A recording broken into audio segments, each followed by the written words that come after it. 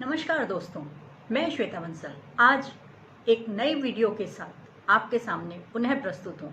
मेरा आज का टॉपिक है गैर बैंकिंग वित्तीय संस्थाएं, नॉन बैंकिंग फाइनेंशियल कंपनीज या नॉन बैंकिंग फाइनेंशियल इंस्टीट्यूशंस। तो गैर बैंकिंग वित्तीय संस्थाएं वह संस्थाएं हैं जो कंपनी एक्ट 1956 के अंतर्गत रजिस्टर्ड कंपनी होना अनिवार्य है और यह रुपयों के लेन देन से संबंधित कार्य करती हैं। जनता से विभिन्न जमा योजनाओं के अंतर्गत जमाएं स्वीकार करती हैं और ऋण प्रदान करती हैं, जमा पर ब्याज देती हैं और ऋण पर ब्याज प्राप्त करती हैं। एनबीएफसी के अंतर्गत वित्तीय कंपनियां ही नहीं आती हैं, बल्कि बीमा, चिटफंड, निधि, मर्चेंट बैंकिंग, स्टॉक ब्रोकिंग और इन्वेस्टमेंट बिजनेस करने वाली सभी कंपनियां इसके अंतर्गत आती हैं। अब यहाँ बात आती है कि जब गैर बैंकिंग वित्तीय संस्थाएं ये सभी कार्य करती हैं, तो गैर बैंकिंग वित्तीय संस्थाओं और बैंक में क्या अंतर है। तो यहाँ हम बता देते हैं कि गैर बैंकिंग वित्तीय संस्थाओं और बैंक में जो मुख्य अंतर हैं वो बैंक की तरह एनबीएफसी डिमांड डिपॉजिट स्वीकार नहीं करती हैं, अर्थात बैंक की तरह बचत खाता या चालू खाते से ग्राहक अपना पैसा नहीं निकाल सकते हैं। किंतु एनबीएफसी में ग्राहक किसी योजना के तहत अपना निवेश करते हैं और योजना पूरी होने पर ही पैसा निकाल सकते हैं, और यदि किसी कारणवश वह योजना अवधि पूरी होने से पहले पैसा निकालना चाहते हैं तो उन्हें उसके लिए आर्थिक दंड भुगतना पड़ता है। अर्थात कहा जा सकता है कि गैर बैंकिंग वित्तीय संस्थाएं वह वित्तीय संस्थाएं हैं जो लघु बचतकर्ताओं से धनराशि संग्रहित कर औद्योगिक एवं व्यावसायिक संस्थाओं में विनियोजित करती हैं। इसके बाद जो नेक्स्ट आता है दोनों में अंतर, गैर बैंकिंग वित्तीय संस्थाएं और बैंक में, वो आता है कि एनबीएफसी अपने ग्राहकों को बैंक की तरह चेक, एटीएम, विड्रॉल फॉर्म आदि से रुपया निकालने की सुविधा प्रदान नहीं करती हैं। यदि कोई एनबीएफसी दिवालिया हो जाता है तो ग्राहकों का पैसा वापस नहीं मिलता है, क्योंकि एनबीएफसी अपने ग्राहकों को कोई भी बीमा गारंटी प्रदान नहीं करता है। लेकिन ग्राहक कंपनी लॉ कोर्ट अथवा कंज्यूमर फोरम में केस फाइल कर सकते हैं। तो कोर्ट कंपनी को ये निर्देश दे सकती है कि वह अपनी परिसंपत्तियां बेच कर के ग्राहकों को वापस कर दे। लेकिन अगर उस कंपनी ने अपने आप को दिवालिया घोषित कर दिया है तो वो भी कोर्ट आदेश नहीं दे सकती है। इसके बाद आता है कि एनबीएफसी को कंपनी एक्ट 1956 के अंतर्गत रजिस्टर होना अनिवार्य है। इसके बाद जो आता है वो आता है ऑपरेशंस ऑफ एनबीएफसी।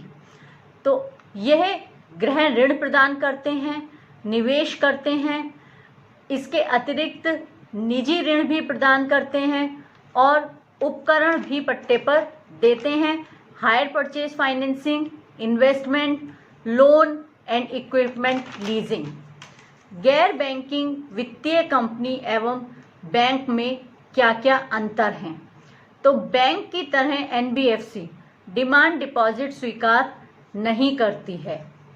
एनबीएफसी किसी भी तरह का भुगतान या अदायगी निकाय नहीं करता है। बैंक की तरह एनबीएफसी किसी भी प्रकार का कोई चेक जारी नहीं करता है। एनबीएफसी किसी भी तरह का कोई डिमांड ड्राफ्ट भी जारी नहीं करता है।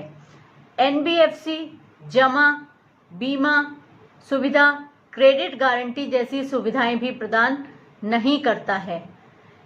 एनबीएफसी छोटे बचतकर्ताओं से मांग जमाएं भी स्वीकार नहीं करता है।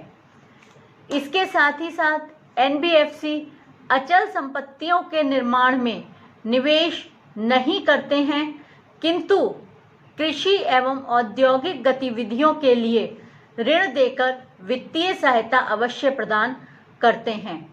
एनबीएफसी का संचालन कंपनी एक्ट 1956 के अंतर्गत किया जाता है, जबकि बैंकों का संचालन बैंकिंग अधिनियम 1949 के अंतर्गत किया जाता है। इसके बाद एनबीएफसी में डिपॉजिट पर किसी भी प्रकार का बीमा प्रदान नहीं किया जाता है। इसके बाद आता है कि गैर बैंकिंग वित्तीय संस्थाओं में की क्या क्या विशेषताएं हैं। तो इन संस्थाओं को तरल कोष रखना वैधानिक रूप से अनिवार्य है। यह संस्थाएं साख सृजन नहीं करती हैं। यह संस्थाएं अपनी विनियोग संरचना का निर्धारण स्वयं करती हैं और इन्हें आरबीआई से अनुमति लेना अनिवार्य नहीं होता है। ऋण प्रदान करने के पूर्व निर्धारित निश्चित नियम नहीं होते हैं। ऋण प्रदान करने में जोखिम होने पर भी यह संस्थाएं ऋण प्रदान करती हैं।